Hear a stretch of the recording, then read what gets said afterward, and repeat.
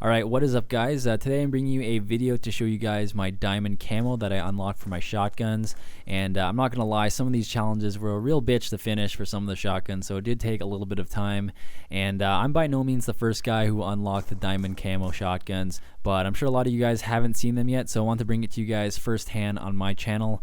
And by the way guys, if you don't know yet, the way you unlock diamond camo is by unlocking gold camo for each of the guns in that slot. So, you know, if you want to get the diamond shotguns, you have to get gold for each of the shotguns, and then the same with the SMGs and so on. But yeah, I just want to give you guys a brief introduction to the shotguns today, you know, talk about my opinion on the shotguns, which ones I like to use, and all that good stuff.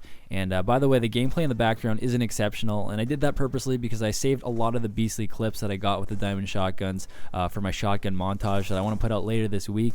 And I do want to put out these shotgun montages a little more often. And as a side note, if you guys have any shotgun clips, feel free to send it to me, because like I did in Modern Warfare 3, I still want to continue the subscriber shotgun montages.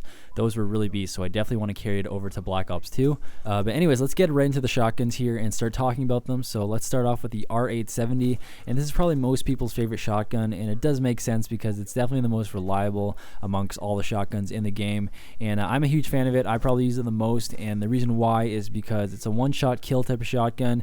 And if you guys have been following me since Modern Warfare 3, those are the type of shotguns I like to use, things like pump action shotguns. So this definitely fits the criteria. And another thing that's great is that the rate of fire is pretty good, so it's great for getting montage clips, you know, taking out one enemy after another, getting triple feeds, quad feeds, all that good stuff. So it's really enjoyable gun to use. The only thing is that the range isn't amazing, so the damage does drop off fairly quickly, but that's just how this game works. They made it pretty challenging, and they didn't make any overpowered shotguns, which is what I really enjoy because it takes a little more skill to use them in this game. So if there is one shotgun that I recommend you guys using if you want to do well on a consistent basis, it would definitely be the R870. But I also want to stress that I think it's a lot more fun to use different shotguns and switch it up every now and then.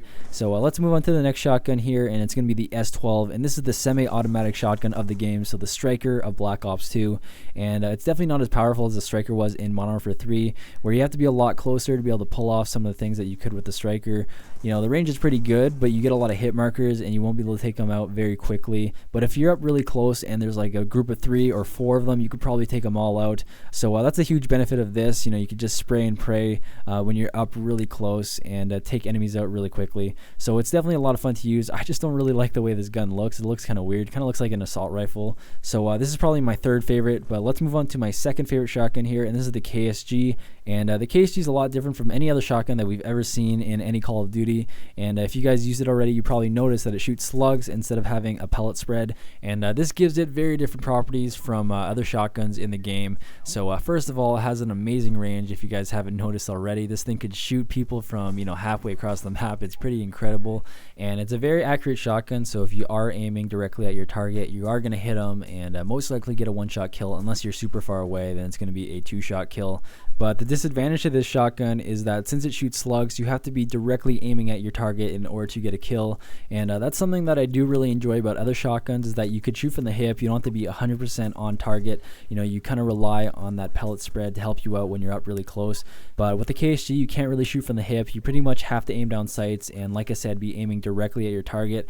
And you'll see in these clips, I'm using the silencer on the KSG, and this is definitely the attachment that I recommend the most, because you're probably going to end up missing a lot of shots with the KSG just because of its nature, where it shoots slugs, and it's a lot more difficult to shoot enemies, especially if they're moving. So when you do miss those shots, you don't want to give away your position, so a silencer definitely helps out. And the great thing is that the KSG has such long range and such great damage that the silencer doesn't really make much of a difference when you put it on. And lastly, I think it's great when you're using the KSG with the silencer, because you could sneak behind the enemy and take them out one at a time, and that's a lot of fun to do. But there you go, the KSG is my second favorite shotgun after the R870. And now let's get into what I believe is the worst shotgun in Black Ops 2, and of course that is the M1216. And if you guys have already used this, you'll notice that it's an automatic shotgun, but it sucks because after every 4 shots you have to cock the gun, and that could really screw you over in a lot of situations, especially because this gun doesn't have a lot of range and it doesn't have a very high damage. So I don't really like this gun too much, but I'm definitely going to be using it from time to time just to change it up, you know, have fun once in a while. And also, especially in search, I think it's a great novelty gun to make your enemy look stupid. I'll probably put on some funny attachments with the diamond camo and rock that during search and destroy. But one tip I have for you guys when you're using this this gun and you're trying to unlock the gold camo is that since you have to finish the challenges where you have to get one-shot kills with this gun, I would say the best way to achieve this is either go into hardcore game mode, which is what I didn't do because I just don't like hardcore to begin with, or if you want, you can just do what I did, which is throw stun grenades near the enemy and just get really close to them and just tap the trigger once. Just make sure that it's a one-shot kill. And I unlocked the gold camo fairly quickly by doing this method. But yeah, that's pretty much it for all the shotguns. So I just want to give you guys this brief video to talk about each of them individually. And like I said, I still want to put out some more in-depth videos about class setup, attachments, and all that good stuff, talking about each shotgun individually. So I hope you did enjoy this video, and I hope you enjoyed the diamond camo. So thank you so much for watching, and I will see you guys real soon. Peace.